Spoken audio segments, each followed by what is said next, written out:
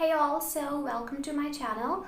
So in this video we are going to talk about Aries Rising or Aries Ascendant in the Navamsha chart, D9 chart, okay? But before we get started, please subscribe my channel and follow me on Instagram so that we can stay connected. And if you want to take my personal consultation, so please check the link below. I have provided all the links and details in the description box, okay? So without wasting time, let's start this video. I posted the video about 7th Lord true houses and about the Navamsha Ascendant, and people were really interested in that topic. Okay, I was getting a nice audience engagement in that video. So I will continue the series. As I told in my Navamsha video, that whichever ascendant rises in our D9 chart tells us that what kind of life we have lived in the past life and what were our desires in the past life. So according to our desires, according to our wants, we have got that particular ascendant, okay? The placement of planet will tell you were your karmas really great, good karmas or bad karmas in the past life, okay? What kind of karma you are bringing from your past life, no matter what your ascendant becomes, okay? But a particular ascendant is very important because your whole married life will be dependent upon that particular ascendant. What kind of marriage do you like to have, okay? Everything about your marriage. Okay, so ascendant basically tells you about your desires, your wants in the marriage, okay? So married life is very much dependent upon what is your ascendant, okay? And which planet is your ascendant lord.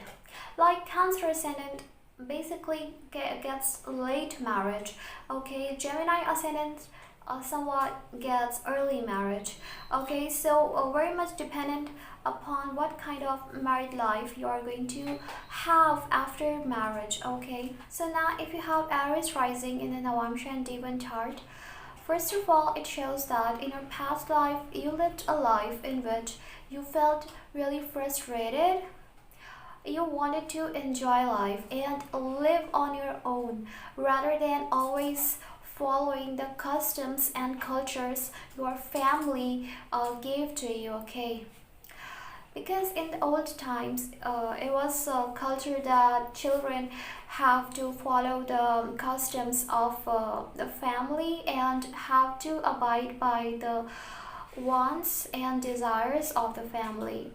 So you wanted a life in which you may live independently and on your own rather than by depending upon someone. Even if you get married, you will always want to depend upon yourself, okay?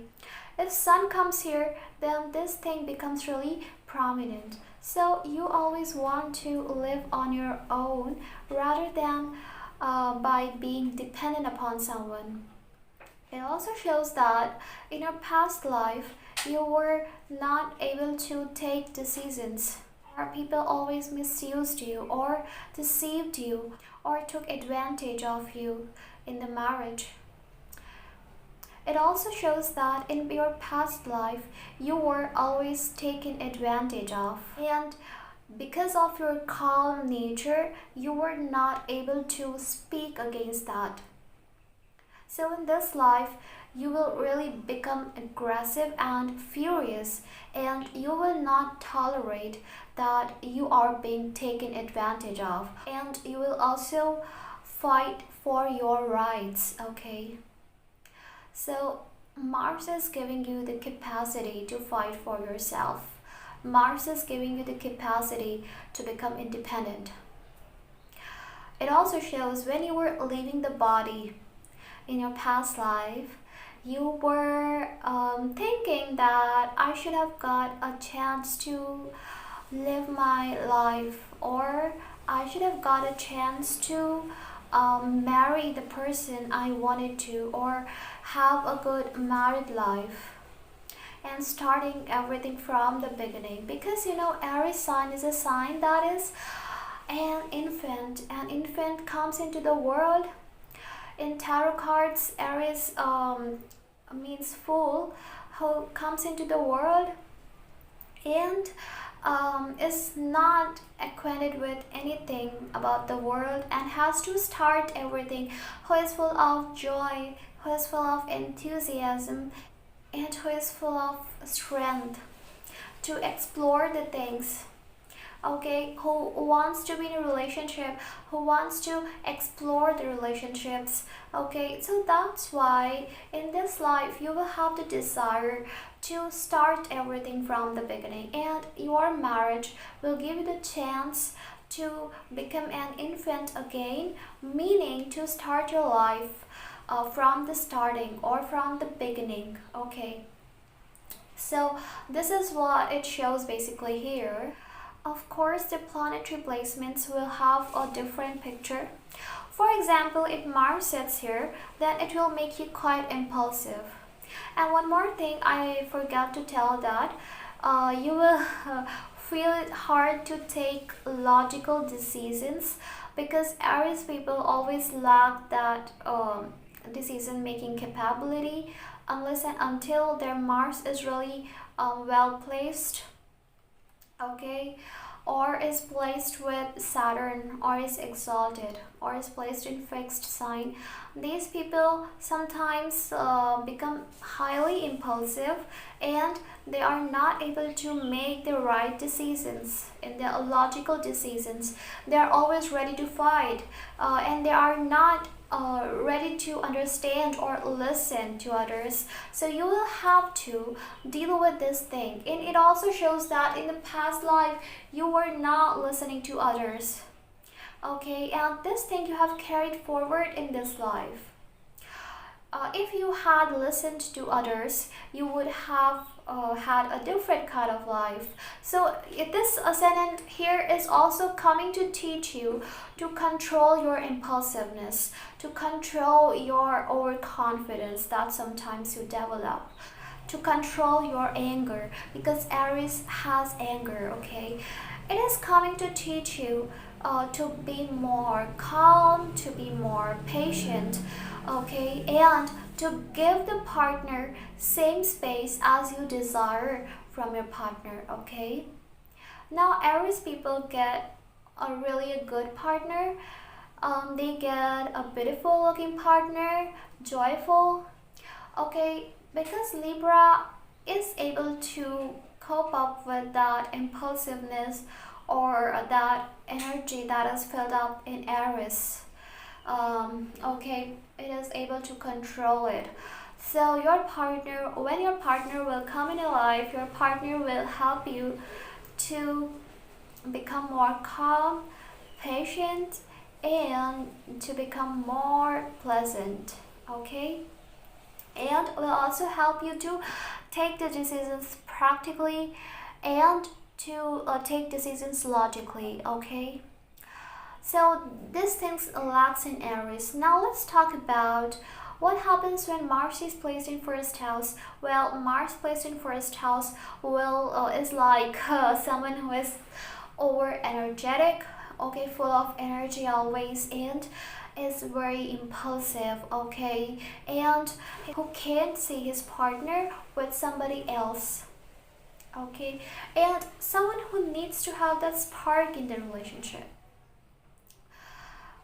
So I would suggest you that you need to become more calm if you want your relationship to work. Control yourself. Okay, meditation and yoga is very helpful, and spirituality will help you. If you get a partner who is able to cope up with your this kind of behavior, competitive behavior, then it's well and good. But if your planetary placements will not support it, then it will become really harder for you to be in the relationship. Okay, that's why you need to become calm and pleasant and have patience. Okay, and before you do something and before you do something, think about it properly.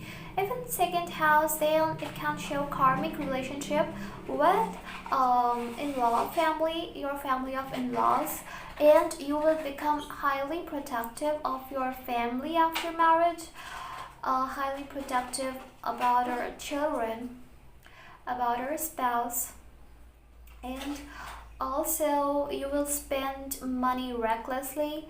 So control on your savings, okay?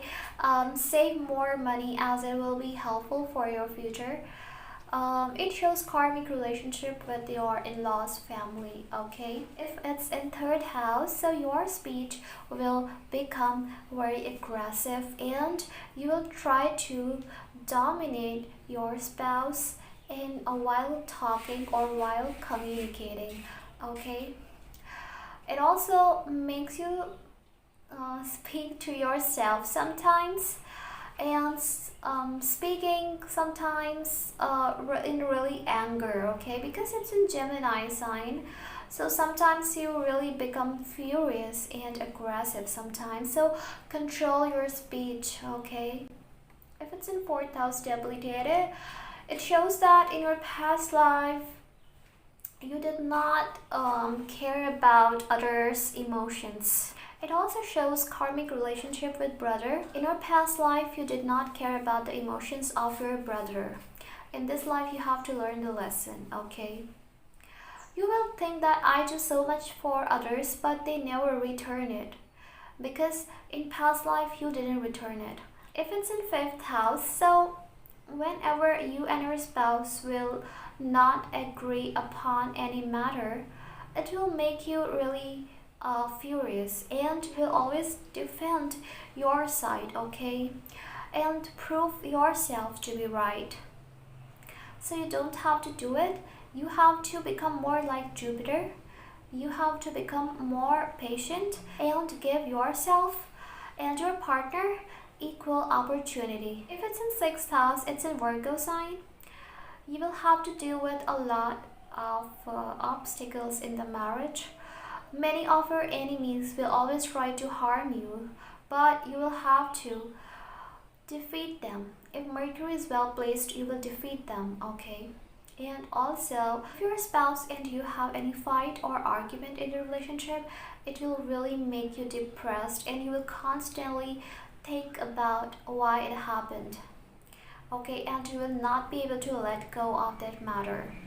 If it's in seventh house, so it makes the spouse as well as you sexual, okay? It will make you sexual and highly competitive. You and your spouse will compete each other. It's not really bad, but it's good. It's in Libra sign, so it's not that bad. And you will do anything to protect your relationship. Your spouse will be highly controlling of you, highly possessive, okay? If it's in eighth house, it shows that in the past life there was issues with in-laws regarding the property or money, okay?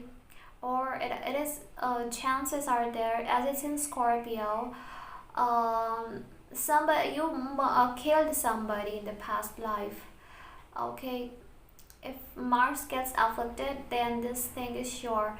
It represents death, okay? Unnatural death in past life. But it will make you a bit of introvert, and your desires or expectations from your partner will be really different. If it's in ninth house, in Brihaspati's house, so it is so better here, as it will take you towards spirituality, towards knowledge, towards dharma. You will become more dharmic, you'll become more towards spirituality, and traveling might increase, okay? You may always want to travel, and when you will travel, you will learn more deeply something. It is a good karma.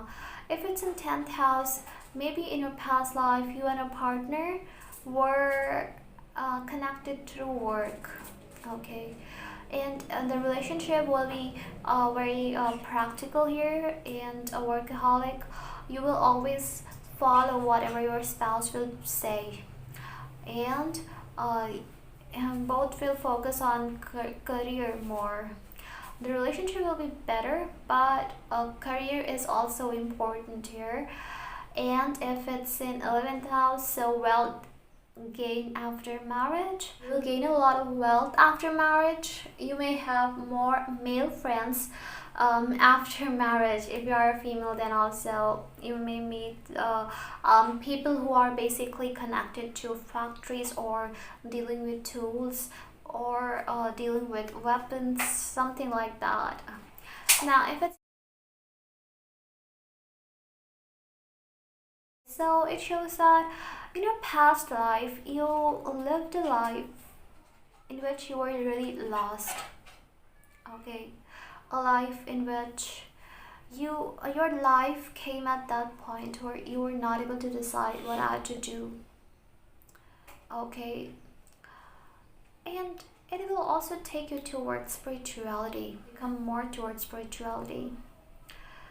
Okay, so I hope you really enjoyed the video. I hope it was informative. Okay, and comment below your views. I would love to read them. Okay, bye bye.